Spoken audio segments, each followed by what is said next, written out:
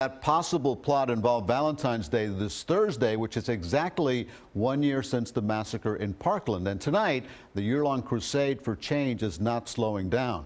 CBS 4's Carrie Codd live at Marjory Stoneman Douglas High School with a look. Carrie?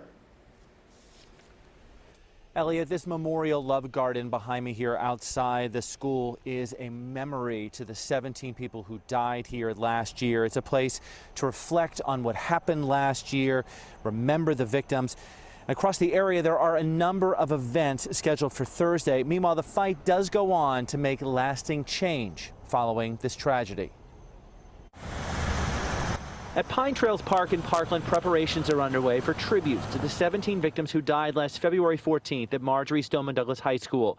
There'll be an interfaith service here Thursday evening at 5:45.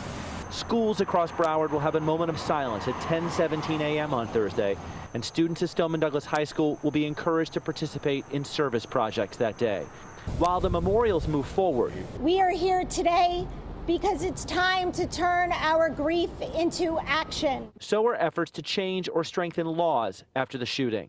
Some relatives of the victims carried petitions into the Broward Supervisor of Elections office Monday. They want to get a constitutional amendment on the 2020 ballot in Florida to ban assault-style weapons here. Debbie Hickson, whose husband Chris was shot and killed at the school, was also part of this effort. I don't believe that assault weapons should be in the hands of civilians. It's not. Gun laws aren't going to fix it. But people on the other side of the gun debate, like Dan Ferris, general manager at National Armory in Pompano Beach, say taking rights away may lead to a slippery slope. We spoke with him recently for our coverage of the Parkland shooting. Nobody's worried about it. Nobody's worried about losing their gun rights, when they should be. Why? Because there's a lot of things happening behind the scenes that people don't know about. When they start taking away one thing, then the rest of it's coming down the pipe. We also recently sat down with Debbie Hickson to talk about Chris. She explained why she believes gun violence has gotten out of control. Someone took him away from me, and that's the difference, I think, sometimes between people who lose someone in gun violence and someone if they're sick or they're in an accident. Someone executed my husband.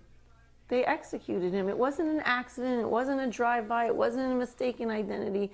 They looked at him, and they shot him in the chest 3 times. Now, it'll take more than 700,000 signatures to get that petition on the ballot. This group says they have a long way to go, but they're working hard at it. There are a lot of events planned for this area on Thursday. To find out details about those events, go to our website, cbsmiami.com. Live in Parkland, Carrie Codd, CBS 4 News Tonight.